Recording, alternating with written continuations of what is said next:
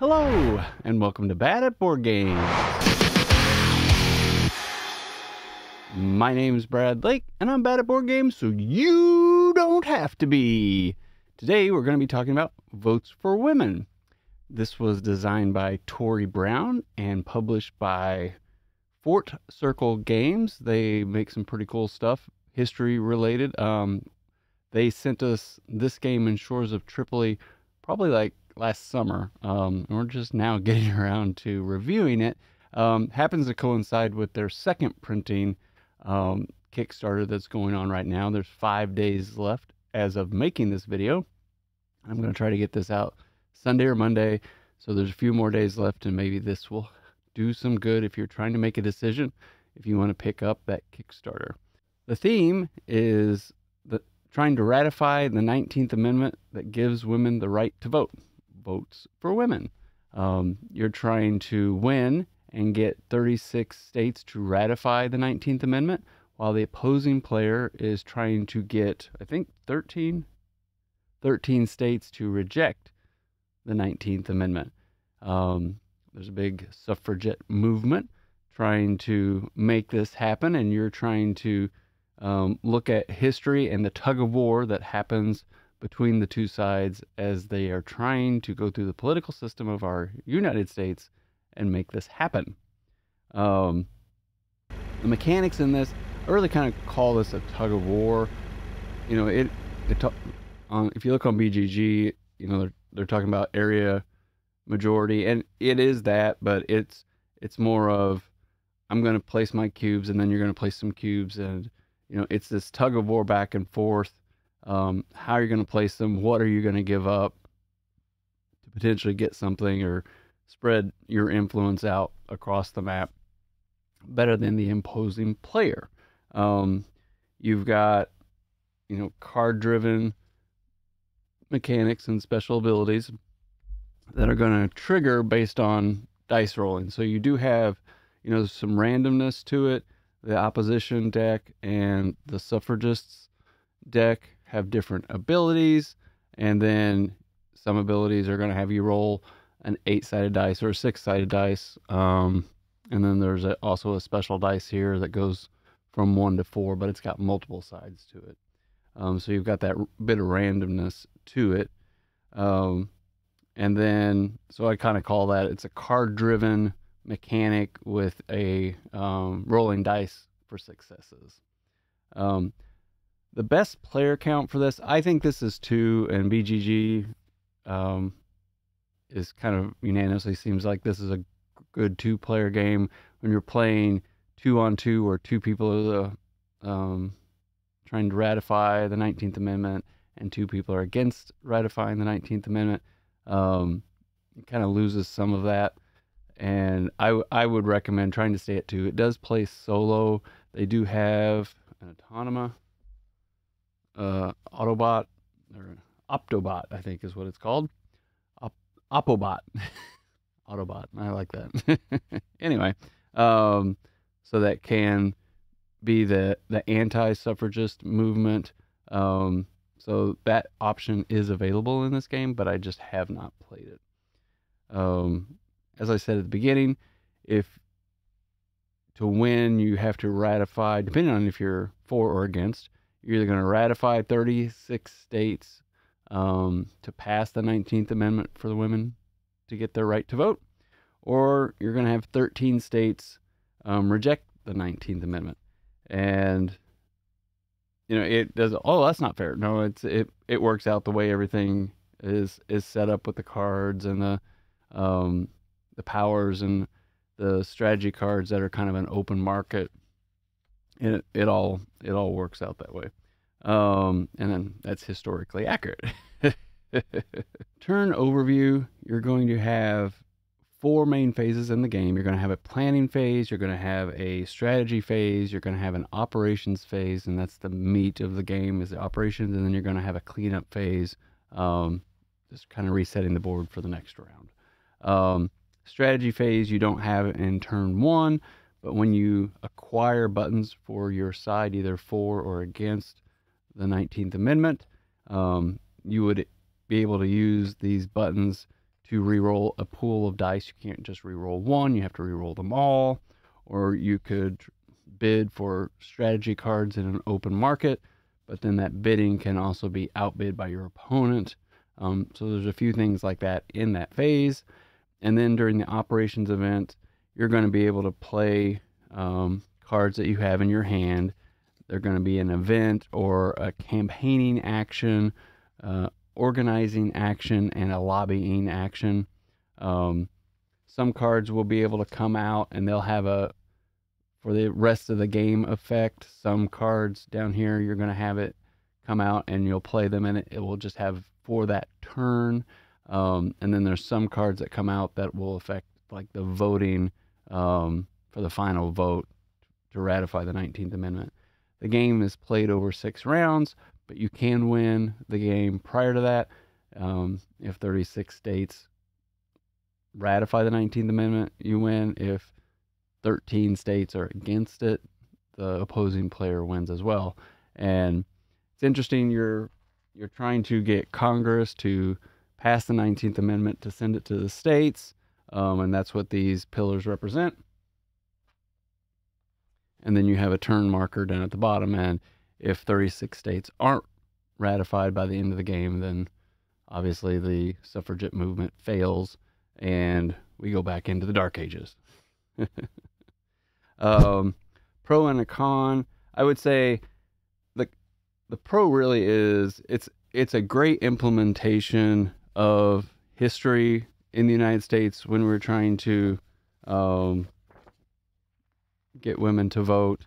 And they've got some really cool historic like newspaper items and ballots and letters, and I think all of this and the history that they've put in here is pretty cool. So a pro is definitely, if you're wanting a historic game, if you're wanting to learn more about this in a fun way, teach your kids, teach a classroom, this can be a really cool implementation of doing that. And then another con is this, it's actually a good, nice game. You've got, and I like tug of war games. I like Blitzkrieg. I like that push and pull and, trying to get, and so I don't like area control games, but this is more of an area majority, and they are different. Being able to place cubes out and remove cubes and put your cubes out to, hey, I've got this state, I'm going to put a little check, or no, you don't, I'm going to put an X, and then that state's taken out of the game as you continue to try to build up and get to that magic number for your team winning. So I think all those kind of constitute like, hey, this is a historic game or an educational game that is actually a good game versus like, yeah, it's teaching me something kind of, but it's not a great game to go along with it. So that's the big pro for me. A con is, they claim it's 3 and 4 players, but it's really a 2-player game. It's kind of like Rebellion. In that instance, doesn't make Rebellion a worse game, but it just means it's a 2-player game. Don't play Star Wars Rebellion at 3 or 4. I really wouldn't recommend this at 3 or 4 either. Now, if you're trying to teach this during like a classroom or something, you may have teams or something like that. But then that's a little different. You're just trying to go through this to get people to understand maybe how to pass something through the United States political system at this time. So that's really my biggest con with the game is the player count. Let's see, where am I at? Solo, like I said, it does play solo. I just haven't played it. I can't comment on how good or bad the automa is, but it does just like draw a card and it tells you what to do, which I prefer versus kind of having to go and look up charts and if this, do that. I really just want to flip a card. I follow, the card's instructions, and it may or may not be hard. I can't tell you how well the balance is, but that's kind of how I prefer my automa. This is a 2.37 on BGG. I would agree with it. I found this interesting with a few games, and maybe I got to start pointing the finger back at me. They go through and tell you how to play all the sessions and all the things, but then they don't tell you how to start the game.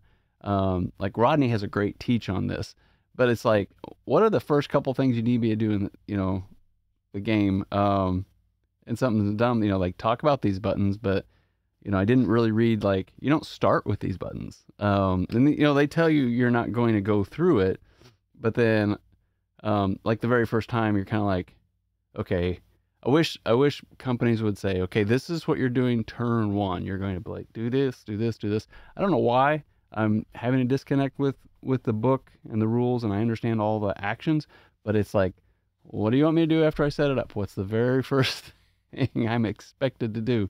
It's kind of strange. My own fault, but that's the only thing I found difficult about it. But I would agree with the 2.37, 2.3 rating. It's not Castles of Burgundy hard, but it's more than a 2. The value rating, this is where it's going to depend on you and what you're looking for. The Kickstarter actually is including the shipping. It's $75 for the game. That includes shipping to the United States. If it's international shipping, it's an extra $15, so that's going to be $90. I think that's a little high. You were able to get this at retail after the first Kickstarter. So, I mean, it's going to be up to your judgment how you want to spend your money. But I think while I think it's nice that they included the shipping in the price, part of me wants to be like, okay, it could have been a little bit cheaper. I feel like this is a solid $50 or $60 game, but at $75, even with shipping included, I'm going to have to say this value rating is like a 2.5 out of 5. If this were around the $50 to $60, I'd say it's average. It's a good price, but not great. If this were, under $50, I'd say it's a 4, and if it was under $20, which it's not going to be, I'd say it's a value of 5, just to give you an idea of how I rate things for the enjoyment you're getting out of the game versus the price you're paying. Did you know 70% of you aren't subscribed? Hit that subscribe button. We do fun board game stuff here. BGG Ranking. BGG has this at 7.8.